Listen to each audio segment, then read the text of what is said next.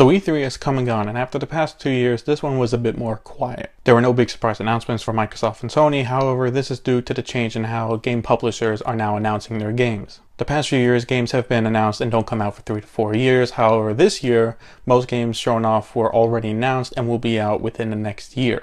While there were less surprises, that does not mean there were no good games that were shown off. In this video, I will go through some of the games shown off that caught my interest. This does not include all the games I found interesting, just the most interesting ones. To start off is the return of Assassin's Creed. After a year off, Assassin's Creed is back and is going back to the start of the Assassin Order. The setting is a nice change of pace to Egypt, considering most of the games have been in Europe. Gameplay-wise, a lot of things have changed, with Eagle Vision being replaced with an actual eagle that you send up to get an aerial view of the area. I'm very interested in getting my hands on this game and see if the changes hopefully improve the experience overall, and maybe will breathe some fresh life back into the franchise. Assassin's Creed Origins comes out on October 27th on PS4, Xbox One, and PC.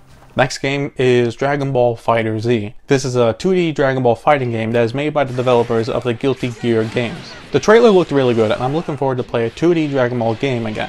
I enjoyed the Xenoverse games, but going back to 2D is a nice change of pace. Also, the style that the Guilty Gear developers are bringing to this game makes it almost feel like you are exactly playing an episode from the show. The only thing I worry though is that there won't be enough characters. A great thing about Dragon Ball is the diverse characters and the transformations they have. I am worried that they might limit the number of them, because in Xenoverse there is a wide variety of characters that you can play as. I'm hoping a good chunk of them will be in the game when it comes out. It is supposed to come out sometime in 2018 on PS4, Xbox One, and PC. The next section is not a specific set of games, however it is a section from a developer that has shown off a lot at E3. So at E3, Bethesda showed off their support for VR, with VR for Fallout 4, Doom, and Skyrim. For Fallout VR, it is exclusive to the PC platform on the HTC Vive. Doom VFR will be on both PlayStation 4 or PlayStation VR and PC, again on the HTC Vive. However, for Skyrim VR, it will be launching first on PlayStation 4 or PSVR as a timed exclusive. Jeff Kanata on his DLC podcast talked about how he talked to a Sony executive, and the Sony executive person confirmed that it would be launching first as a timed exclusive. So after the exclusivity is over, it will be moving its way probably onto PC, again on a HTC Vive. From what I saw, it looks like for a VR game, considering how limited the technology is there, it looks pretty good considering how limited it is. However, the prices are a little bit shocking. Doom is at a more reasonable $30. However, for both Fallout and Skyrim, they are $60 each, which is a bit on the expensive side for once they come out in the fall. Fallout will be 2 years old, and Skyrim, I believe, will be almost 7 years old. So, for games that are starting to reach their age a little bit, demanding another $60 is a bit much. However, if it completely does the full world in VR, it might be worth it. While I'm looking forward to trying this out, this will not be for a long time since I do not have a computer to handle this, or the HTC Vive.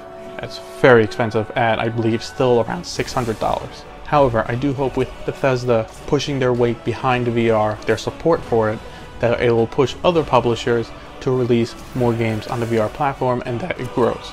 Next one is Metroid Samus, or Samus Returns. This one is one of the more smaller announcements from E3. Didn't get too much coverage, it wasn't the big ones. However, I wanted to put it in the video. So this is a remake of the old Metroid game, Metroid 2, on the original Game Boy, being re-released for the 3DS/2DS. For me, I haven't played on a Nintendo DS since I was like 12, so with the 2DS XL coming out soon, I was thinking about buying it and catching up on some of the games I missed. With this coming out later in the year, this would be one of the games I would pick up to catch up on, as I've never played a game from the Metroid franchise and the Legend of Zelda franchise, for example. And picking this up along with the 2DS will be a great way to catch up before I eventually get a Switch when they actually have them in stock. The game comes out on September 15th for Nintendo 2DS and 3DS. The last game is Spider-Man. The newest Spider-Man game is being developed by Insomniac Games and got some nice gameplay shown at the Sony press conference. If you do not know who the developers are, they're the ones that made the Ratchet & Clank franchise and also made the Xbox One exclusive Sunset Overdrive as well. From the footage, the graphics looks fantastic, and the gameplay seems to be similar to what the Batman Arkham style is, mixed in with some quick time events. My only worry is that there will be too many QTEs. Unlike a lot of people, I don't mind the QTEs in games if they're not overdone. So far, there's no specific release date other than it'll be out in 2018. So these were the games at E3 that caught my interest the most. I'm hoping that since most of these games should be out by next E3, the next E3 next year in 2018 will be a bit more exciting with some new surprising announcements. Did you follow the news at E3? If you did and found any games you found interesting, let me know in the comments below. Should have worn a helmet.